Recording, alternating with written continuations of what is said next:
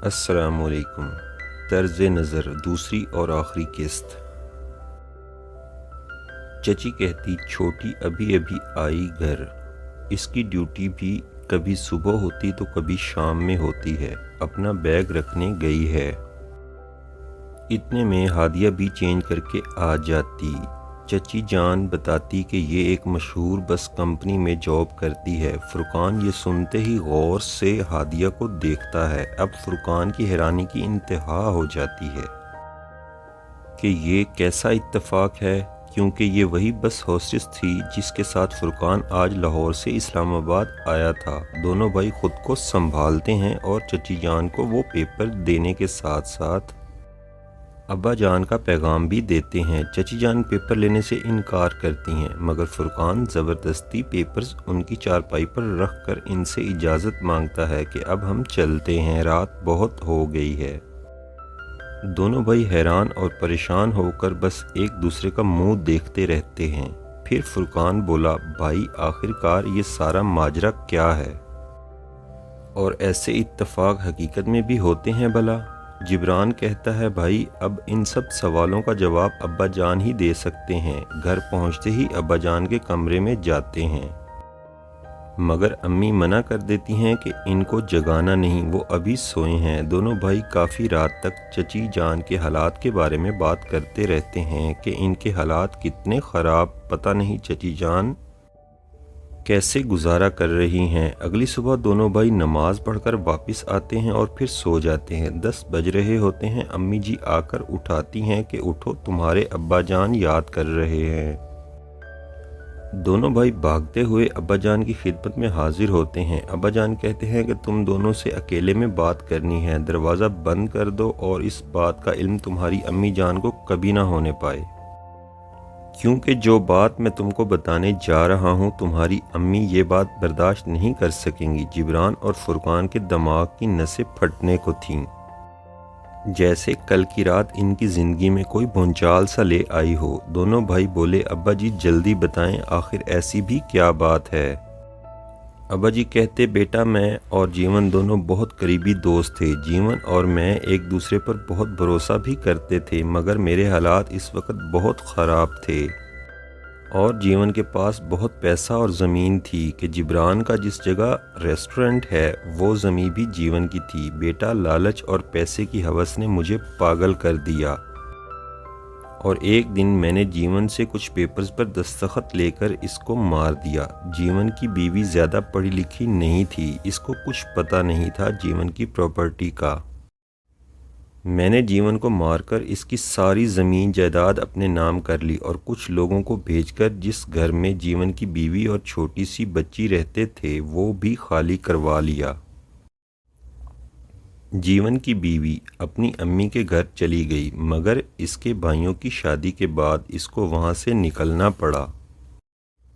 تب میں نے ان کو یہ 3 مرلے کا گھر جہاں تم دونوں رات کو ان سے مل کے آئے ہو وہ دیا اور بہت جلد ان کو وہاں سے اپنے ساتھ لے جانے کا وعدہ کیا، مگر میں ڈرتا رہا اور آج تک ہمت نہ کر پایا۔ مگر پچھلے 5 سالوں سے میں روز خود کو کوستا ہوں کہ کوئی رات ایسی نہیں گزری جب میں نے 4 نیند کی گولیاں نہ لی ہوں، مگر پھر بھی سکون سے نہیں سو پایا آج تک۔ روز اللہ سے معافی مانگتا تھا اور ہمت کرتا تھا کہ تم سب کو بتاؤں اور ان کی مدد کروں، مگر تم لوگوں کی نظروں میں گر جاتا، اس لیے ہمت نہیں کر سکا۔ مجھے ایک رات پہلے جیون خواب میں ملا اور وہ بہت مزے میں تھا۔ مجھے کہتا، دوست ہوں تیرا، اس لیے کہہ رہا ہوں یہاں آنے سے پہلے کچھ تیاری کر لے، اور مجھے یہ بھی معلوم جو میری حالت ہے میں کسی بھی وقت کوچ کر جاؤں گا۔ بیٹا ہو سکے تو اس گنہگار باپ کو معاف کر دینا۔ جبران بولتا ہے،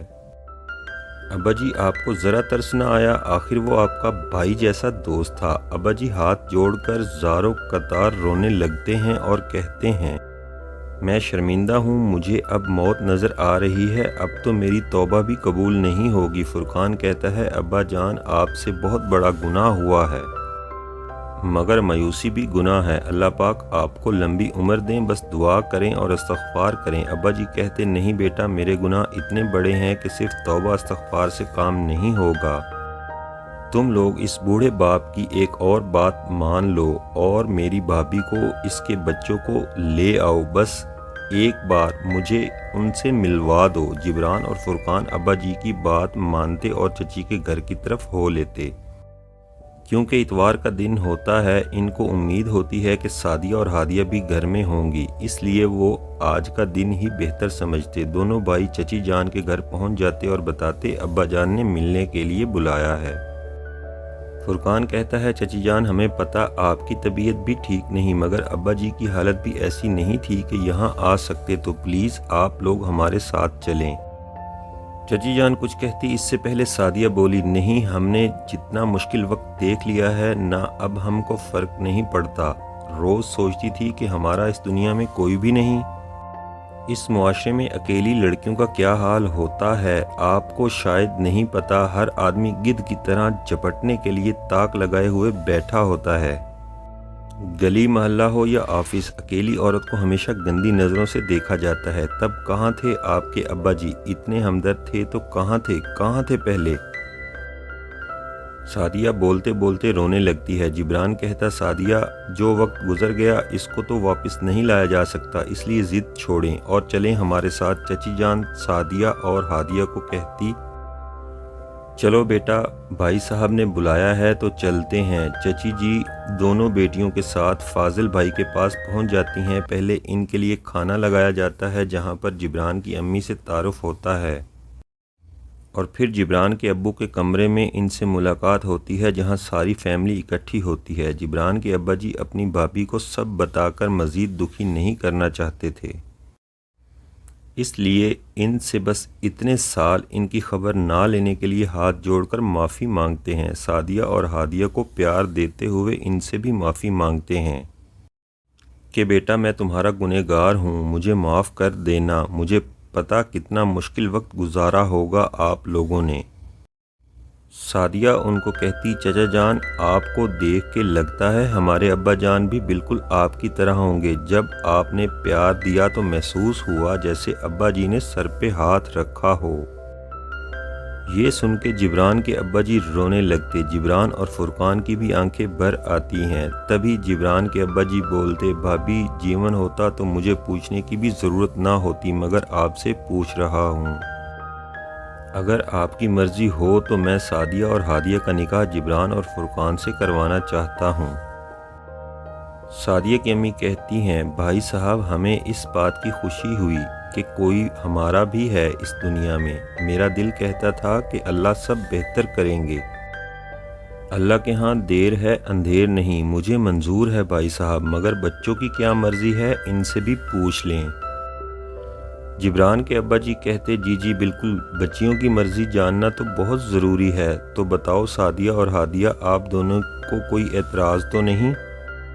سعدیہ اور ہادیہ دونوں ہلکی سی مسکراہٹ کے ساتھ دونوں چچا کے پاس بیٹھ جاتی ہیں۔ جبران اور فرقان بھی ابا جی کے اس فیصلے سے خوش ہوتے ہیں اور امی جان بھی ان کی خوشی میں خوش ہوتی ہیں۔ فرقان جبران سے کہتا ہے بھائی دیکھ لیا نا، کوئی بھی لڑکی خوشی سے گھر سے نہیں نکلتی، نہ ہی کسی لڑکی کو شوق ہوتا کہ وہ در در کے دھکے کھائے، کہیں نہ کہیں مرد کا ہی قصور ہوتا ہے کہ جس عمر میں لڑکی نے اسکول کالج جانا ہوتا ہے اس عمر میں اس پر ذمہ داریوں کا بوجھ لاد دیا جاتا ہے، اس لیے بھائی اپنے دیکھنے کا انداز بدلو، اور اب امی ساس بھی تمہارے ساتھ ہی رہیں گی۔ فرقان ہنستے ہوئے جبران سے کہتا ہے مہربانی فرما کر اس کہانی کو لائک کریں اور آگے ضرور شیئر کریں۔